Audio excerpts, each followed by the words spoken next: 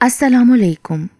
آج کی میری یہ ویڈیو ہمارے گلے سڑے معاشرے کی عکاسی کرتی ایک ایسی عورت کی سچی کہانی ہے جسے سب لوگ جہنمی عورت کہہ کر پکارتے تھے۔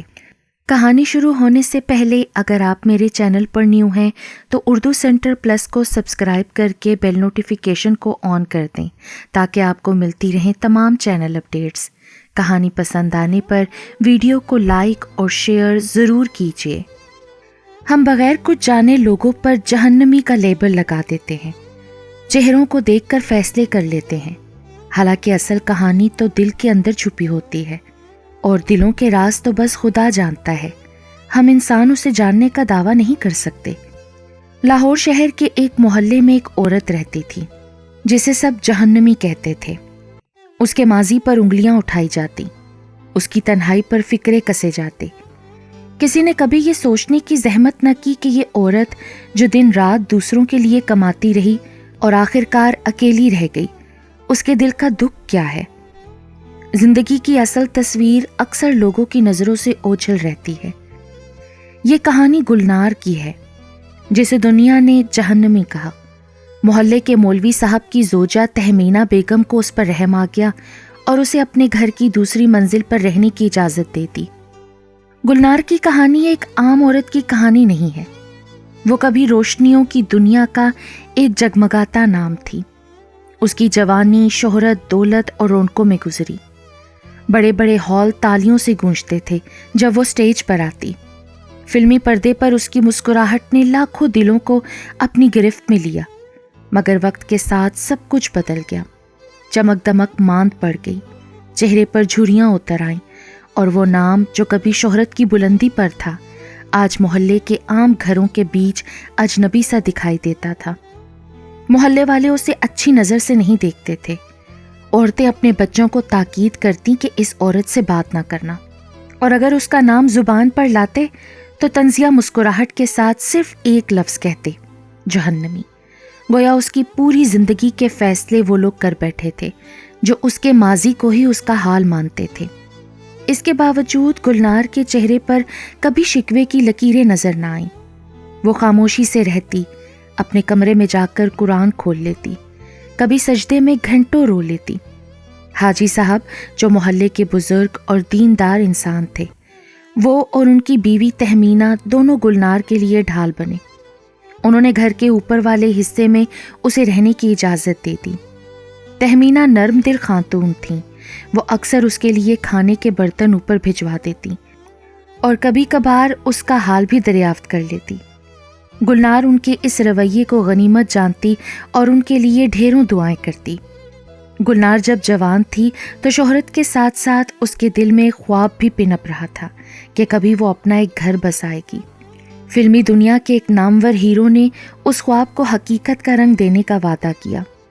وہ اکثر اسے کہتا، گلنار، تمہاری مسکراہٹ ہی میری زندگی ہے، ایک دن سب کے سامنے تمہیں اپنا لوں گا۔ گلنار نے اس کی ہر بات پر یقین کر لیا۔ اس نے اپنی جوانی، اپنی عزت اور اپنی کمائی سب اس کے نام کر دی۔ وہ سوچتی تھی کہ ایک دن وہ سرعام اسے اپنی بیوی بنا لے گا اور اس کی تنہائی ختم ہو جائے گی۔ مگر ایک دن خبر ملی کہ وہ ہیرو جس کا نام شاہد تھا کسی اور سے شادی کرنے والا ہے۔ گلنار کا دل دہل گیا۔ وہ فوراً اس کے پاس پہنچی اور آنکھوں میں آنسو بھر کر پوچھا، یہ سب کیا ہے شاہد؟ تم نے تو کہا تھا کہ میں تمہاری ہوں، تو پھر یہ فیصلہ کیوں؟ وہ لمحہ گلنار کے لیے قیامت تھا۔ شاہد نے ذرا جھجک کے بعد آنکھیں جھکاتے ہوئے کہا، گلنار، تمہارے ساتھ دوستی کی جا سکتی ہے، وقت گزارا جا سکتا ہے، مگر بیوی تو خاندانی ہونی چاہیے نا۔ میرے والدین میری شادی تم سے کرنے پر ہرگز راضی نہ ہوں گے۔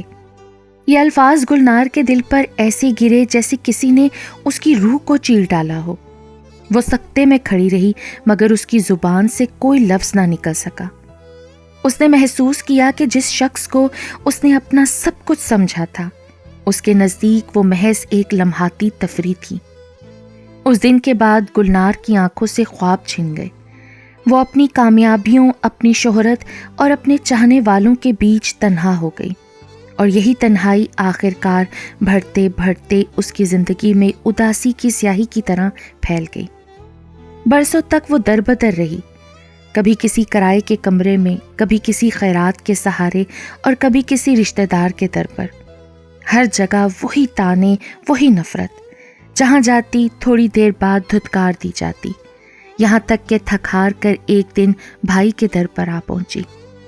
جب وہ برسوں بعد بھائی کے گھر پہنچی تو بھابھی نے خوش دلی سے دروازہ کھولا۔ ارے آپا آ گئی، اندر آئیے نا، ہم کب سے آپ کا انتظار کر رہے تھے۔ بھائی بھی آگے بڑھا، اس کے کندھے پر ہاتھ رکھا اور بولا، ہم تمہیں کبھی اکیلا نہیں چھوڑیں گے، یہ گھر تمہارا بھی ہے۔ اس کے آنسو نکل آئے۔ برسوں کی تنہائی کے بعد اپنوں کی آغوش سکون بھری لگی۔ کچھ مہینے ایسے گزرے جیسے پرانا پیار لوٹ آیا ہو۔ چھوٹی بھتیجیاں اس کے گرد کھیلتیں اور بھابھی خدمت گزاری میں ہر وقت آگے رہتی۔ اسے لگا کہ شاید قسمت نے دیر سے ہی صحیح مگر اپنوں کا ساتھ واپس کر دیا ہے۔ پھر ایک شام بھائی نے نرمی سے بات چھیڑی۔ ہماری 6 بیٹیاں ہیں، تم ہی ہماری امید ہو، اگر تم اپنے حصے کی زمین ہمارے نام کر دو تو ان کا مستقبل سنور جائے گا۔ فکر نہ کرو، تم ہمارے گھر میں ایسے ہی رہو گی جیسے تم میری ہی بیٹی ہو۔ وہ لمحہ بھر کو خاموش رہی، پھر بھرائی ہوئی آواز میں کہا، بھائی اگر میری جائیداد سے آپ کی بچیوں کا بھلا ہوتا ہے تو لے لیجئے، مجھے تو صرف اپنوں کا سایہ چاہیے۔ اس نے دستخط کر دیے اور دل کو مطمئن کر لیا کہ اب اسے کبھی تنہا نہیں چھوڑا جائے گا، مگر یہ سکون وقتی تھا۔ پہلے بھابھی کے لہجے میں تلخی آنے لگی، پھر باتوں باتوں میں طعنے، اور آخر کار ایک دن وہ دروازے پر کھڑی تھی۔ بھابھی نے صاف کہہ دیا تھا، محلے والے باتیں بناتے ہیں، ہمیں اپنی عزت عزیز ہے، بہتر ہے کہ تم یہ گھر چھوڑ دو۔ بھائی نے بھی نظریں چرا لیں اور چپ چاپ دروازہ بند کر لیا۔ وہ گھر کی دہلیز پر کھڑی تھی، ہاتھ خالی اور دل ٹوٹا ہوا۔ سوچ رہی تھی کہ اپنوں کی مسکراہٹ بھی دھوکہ ہی نکلی اور لالچ رشتوں پر حاوی ہو گیا۔ وہ دنوں کی بھٹکی ہوئی، دل شکستہ اور وجود تھکن سے بوجھل اس پرانے محلے میں جا پہنچی جہاں کبھی اس کے والدین کے قدموں کی آہٹیں گونجتی تھیں۔ گلی کے کونے پر استادہ وہ برگد کا وہی پرانا درخت اب بھی اپنی مضبوط جڑوں کے ساتھ زمین کو تھامے کھڑا تھا، مگر اس کی شاخوں کی سرسراہٹ جو کبھی بچپن میں سکون دیتی تھی اب دل پر اداسی کا بوجھ ڈال رہی تھی، جیسے ماضی کا ہر منظر، ہر یاد اس کی شکستہ روح پر دستک دے رہی ہو۔ اسی محلے میں حاجی صاحب کا مکان تھا، ایک باوقار شخصیت، سفید داڑھی اور نرم لہجہ رکھنے والے، جنہیں محلے والے بے پناہ عزت دیتے تھے۔ جب وہ نڈھال ہو کر ان کے دروازے پر رکی تو یوں لگا جیسے برسوں پرانی کوئی ڈوری ہو جو وقت کے گرداب میں گم ہو گئی تھی، اچانک سے پھر جڑ گئی۔ دروازہ کھلا، حاجی صاحب کی آنکھوں میں پہچان اور حیرت ابھری۔ بیٹی یہ تم ہو؟ کہاں کھو گئی تھی اتنے برس؟ یہ سنتے ہی گلنار کے ضبط کے بندھن ٹوٹ گئے، آنسوؤں کے سیلاب نے رخسار بھگو دیے۔ وہ زمین پر گر گئی اور بھرائی ہوئی آواز میں کہا، حاجی صاحب اپنے بھی بیگانے ہو گئے، اب کہاں جاؤں گی؟ یہ منظر دیکھ کر حاجی صاحب کے دل پر رنج سا چھا گیا۔ وہ لمحہ بھر خاموش کھڑے رہے، جیسے دکھ کے بوجھ نے انہیں جکڑ لیا ہو۔ اسی وقت اندر سے ان کی بیوی تہمینہ باہر آئیں۔ انہوں نے اسے سہارا دیا اور پھر اندر لے گئیں۔ کچھ دیر بعد حاجی صاحب نے گلوگیر لہجے میں کہا، بیٹی دنیا کا دستور ہی ایسا ہے، مگر یاد رکھو اللہ کے دروازے کبھی بند نہیں ہوتے، جب سب چھوڑ دیتے ہیں نا تو رب تھام لیتا ہے۔ یہ محلہ تمہارے ماں باپ کا بھی تھا، اب تمہارا ہے بیٹی۔ اس لمحے گلنار کے دل کے زخموں پر پہلا مرہم رکھا گیا، مگر وہ یہ بھی جانتی تھی کہ زندگی ابھی اور امتحان لینے والی ہے۔ گلنار کی سب سے بڑی محرومی یہ تھی کہ اس کے اپنے ہی اسے چھوڑ گئے تھے۔ فلمی دنیا کی کمائی جو برسوں تک اس نے اپنے گھر والوں پر لٹائی، وہ اس کے اپنے کسی کام نہ آئی۔ بھائی بہن بھانجے بھانجیاں سب اس کے ہاتھ کی کمائی پر پلتے رہے۔ جب وہ شہرت کے عروج پر تھی تو ہر خوشی اور ہر سہولت کا دروازہ اپنوں کے لیے کھلا رکھا، لیکن جب وقت گزرا اور وہ کمزور ہو گئی تو ایک دن انہی گھر والوں نے سخت جملے کہہ کر اسے دروازے سے باہر نکال دیا۔ اپنوں کا لگایا ہوا دکھ کا تیر ٹھیک نشانے پر لگتا ہے، اور نشانے پر ہمارا دل ہوتا ہے۔ وہ دن اس کی زندگی کا سب سے سیاہ دن تھا، مگر اس نے کسی کو الزام نہ دیا، بس دل ہی دل میں یہ سوچ لیا کہ اب وہ زندگی کے بقیہ دن اللہ کی عبادت کرے گی۔ وقت گزرتا رہا، محلے والے اپنی محفلوں میں اس پر باتیں کرتے رہے۔ کوئی کہتا یہ جہنمی ہے، اسے بخشا نہیں جا سکتا، تو کوئی طنزیہ کہتا اب قرآن پڑھنے سے کیا فائدہ۔ کوئی کہتا 900 چوہے کھا کر بلی حج کو چلی، مگر گلنار کو ان باتوں کی کوئی پرواہ نہ تھی۔ اس کی آنکھوں میں ایک ہی امید باقی تھی، اپنے رب کی معافی کی امید۔ ایک دن تہمینہ بیگم نے اپنی بیٹی نمرا کے اصرار پر فیصلہ کیا کہ وہ گلنار کو اپنے ساتھ پیزا کھلانے لے جائیں گی۔ نمرا نے ضد کی تھی کہ امی آپ ہمیشہ کہتی ہیں کہ وہ تنہا ہے، تو کیوں نہ ہم اسے باہر گھما لائیں۔ تہمینہ بیگم نے سوچا کہ واقعی یہ اچھا ہوگا۔ اس شام وہ تینوں قریب کے ایک ریسٹورانٹ پہنچی۔ نمرا نے بڑے شوق سے کہا کہ آج ہم سب پیزا کھائیں گے۔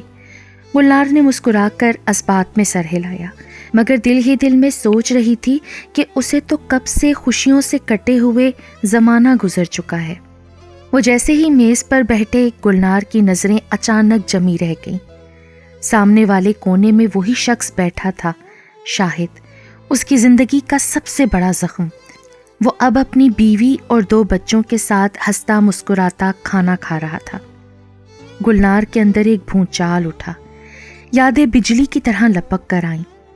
وہ وعدے، وہ باتیں، وہ جملہ، تمہارے ساتھ دوستی تو کی جا سکتی ہے، مگر بیوی تو خاندانی ہونی چاہیے نا۔ اس کے کانوں میں جیسے پھر وہی الفاظ گونجنے لگے۔ تہمینہ نے گلنار کے چہرے کی رنگت بدلتی دیکھی تو آہستہ سے پوچھا، خیریت ہے گلنار بیٹا، طبیعت تو ٹھیک ہے نا؟ گلنار نے ہلکی سی مسکراہٹ کے ساتھ جواب دیا، جی سب ٹھیک ہے آنٹی، مگر اسے اس لمحے ایسا لگا کہ جیسے پیروں تلے سے زمین ہی نکل گئی ہو۔ وہ شخص جس کے لیے اس نے سب کچھ لٹایا، آج اپنی بیوی کے ساتھ سکون سے کیسے زندگی گزار رہا تھا، اور وہ تنہا، لوگوں کی نفرت کا بوجھ اٹھائے ہوئے، محلے والوں میں جہنمی مشہور ہو گئی تھی۔ نمرا نے معصومیت سے کہا، پیزا کتنا مزیدار ہے نا؟ گلنار نے آنکھوں میں نمی چھپاتے ہوئے مسکرانے کی کوشش کی اور صرف اتنا کہا، ہاں بہت مزیدار۔ وہ لمحہ گلنار کے لیے ایک اور گھاؤ بن گیا، مگر اس نے اپنے دکھ کو دبائے رکھا۔ وہ جانتی تھی کہ اب اس کا سہارا صرف ایک ہے، اللہ اور اس کا کلام۔ پھر وہ رات آئی جسے شب قدر کہتے ہیں۔ رمضان میں گلنار نے پہلے سے زیادہ عبادت شروع کر دی۔ مسجدیں آباد تھیں، گھروں میں قرآن پاک کی تلاوت ہو رہی تھی، لوگ دعاؤں میں روتے گڑ گڑاتے رہے تھے۔ گلنار بھی اپنے کمرے میں جائے نماز پر بیٹھی سورہ یاسین پڑھ رہی تھی۔ اس کی آواز دھیرے دھیرے مدھم ہوئی اور پھر وہ خاموش ہو گئی۔ صبح سحری کے وقت تہمینہ بیگم نے سوچا کہ گلنار کے لیے چائے کا کپ لے جاؤں۔ آہستہ آہستہ سیڑھیاں چڑھ کر وہ اوپر گئیں۔ دروازہ کھلا ہوا تھا، اندر کمرے میں روشنی پھیلی ہوئی تھی، جائے نماز بچھی ہوئی تھی اور گلنار سجدے کی حالت میں تھی۔ تہمینہ بیگم نے پہلے تو یہی سمجھا کہ شاید وہ لمبی دعا مانگ رہی ہے، مگر جب قریب گئیں تو ان کا دل کانپ اٹھا۔ گلنار سکون کے ساتھ اس دنیا سے جا چکی تھی۔ چہرے پر ایسی مسکراہٹ اور اطمینان تھا جسے دیکھ کر یوں لگتا تھا جیسے کسی نے برسوں کی تھکن اتار کر ابدی راحت پا لی ہو۔ یہ خبر پورے محلے میں پھیل گئی، لوگ بھاگتے ہوئے اوپر گئے۔ وہی زبانیں جو کل تک اسے جہنمی کہتی تھیں، آج حیرت اور خاموشی سے اس کے چہرے کی چمک اور مسکراہٹ دیکھ رہی تھیں۔ ایسا لگ رہا تھا کہ وہ نفس مطمئنہ کے ساتھ اس دنیا سے رخصت ہو کر اپنے اللہ کے پاس گئی ہے۔ عورتیں دم بخود تھیں، مرد سن ہو گئے تھے۔ کچھ دنوں بعد محلے کی 2 عورتوں نے خواب میں گلنار کو دیکھا۔ وہ ایک سرسبز باغ میں سفید لباس پہنے بیٹھی تھی، چہرے پر وہی سکون اور روشنی تھی۔ وہ کہہ رہی تھی، مجھے تو وہ مل گیا ہے جس کے لیے میں برسوں روتی رہی۔ محلے والوں نے جب عورتوں سے یہ خواب سنا تو سب خاموش ہو گئیں۔ وہ محلہ جو ساری زندگی اسے جہنمی کہہ کر پکارتا رہا، آج دھیرے دھیرے ماننے لگا تھا کہ اصل جنتی تو وہ نکلی۔ حاجی صاحب نے لوگوں کی طرف دیکھا اور نم آنکھوں کے ساتھ بس ایک جملہ کہا، فیصلہ ہم نے کرنا ہے یا اللہ نے؟ ہم تو بس الزام تراشتے ہیں، مگر وہ دلوں کے حال جاننے والا ہے۔ اس کے نزدیک کون جہنمی اور کون جنتی ہے، یہ فیصلہ تو اس نے کرنا ہے۔